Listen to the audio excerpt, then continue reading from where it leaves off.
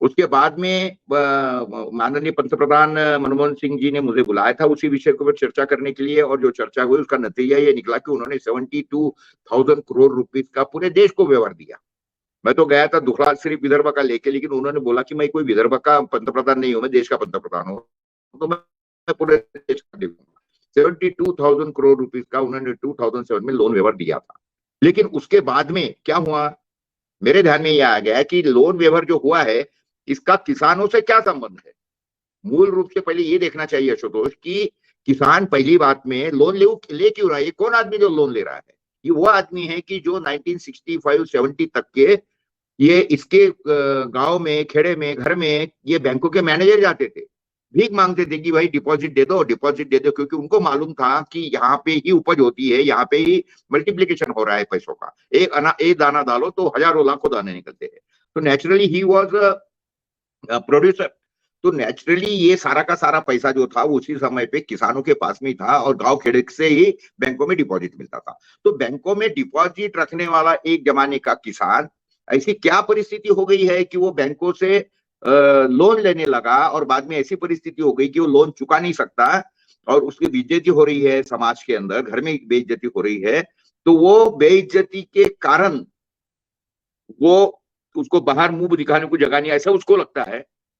हालांकि हमारे देश के अंदर तो लाखों करोड़ रुपए के लोन डुबा के वापिस से कॉलर टाइट करके नई कंपनी निकाल के नए लोन लेने वाले का ये देश है। लेकिन किसान ये इतना खुदगर्ज है कि उन्होंने जाके, वो जब उसकी बेइज्जती होने लगी समाज के अंदर, जाके वो आत्महत्या करना पसंद करता है, लेकिन घर वाले लोगों के सामने या समाज के अंदर वो खुद की बेइज्जती नहीं होने देता। किसानों की आर्थिक बदहाली पर थोड़ा, लोन और बैंकिंग रिश्ते, इस पर मैं बाद में आता हूं। मैं आपसे ये जानना चाह रहा हूं प्रकाश जी कि वंदना शिवा ने कहा कि जो बड़े फूड कॉरपोरेशंस हैं दुनिया के, जो कि किसानों के प्रोड्यूस को सस्ते में ले करके उसको रीपैकेज करके और एक थर्ड क्लास का फूड मार्केट में बेच रहे हैं, जिससे लोगों की सेहत खराब हो रही है।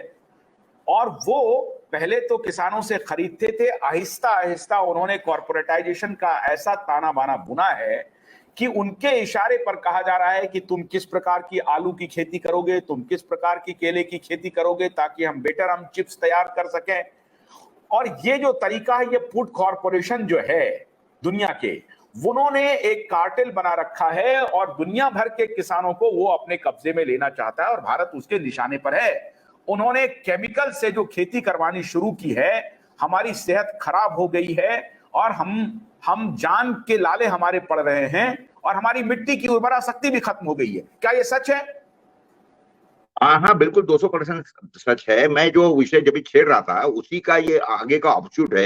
एक बात पहले समझिए, देखिए, ये पहली बात तो हमको ये समझना चाहिए, ये जो कंपनियां है ना इतनी बड़ी, ये कंपनियों को देश के हेल्थ से, लोगों के हेल्थ से, इससे कोई सरोकार नहीं है, उनको पैसा कमाना है। और ये वही कंपनियां की जो एक जमाने के अंदर ये वेपन्स बनाती थी, क्योंकि देश में युद्ध, दुनिया में युद्ध चला था। लेकिन जब ये युद्ध जब बंद हो गए, तो वेपन्स बनाना बंद हो गए, तो क्या करेंगे? तो इन लोगों ने ये सोचा कि ऐसा ये ले लो कि जो परमानेंट चलेगा और रोज का रोज लोग खरीदते हैं। तो इसीलिए ये लोग उसमें घुस गए, दैट इज वो घुस गए हैं केमिकल वेपन्स के अंदर। तो उन्होंने क्या किया, केमिकल कहाँ का बिकता है, आदमी केमिकल खरीदता है, यानी दवा खरीदता है। अगर बीमार गिरता है, जानवरों पे एक दवा बिकती है और प्लांट के ऊपर दवा बिक सकती है। तो वो हिसाब से उन्होंने सारा कर दिया खेल। तो आपने देखा 65 के बाद में उन्होंने हरित क्रांति नाम की एक क्रांति लाई,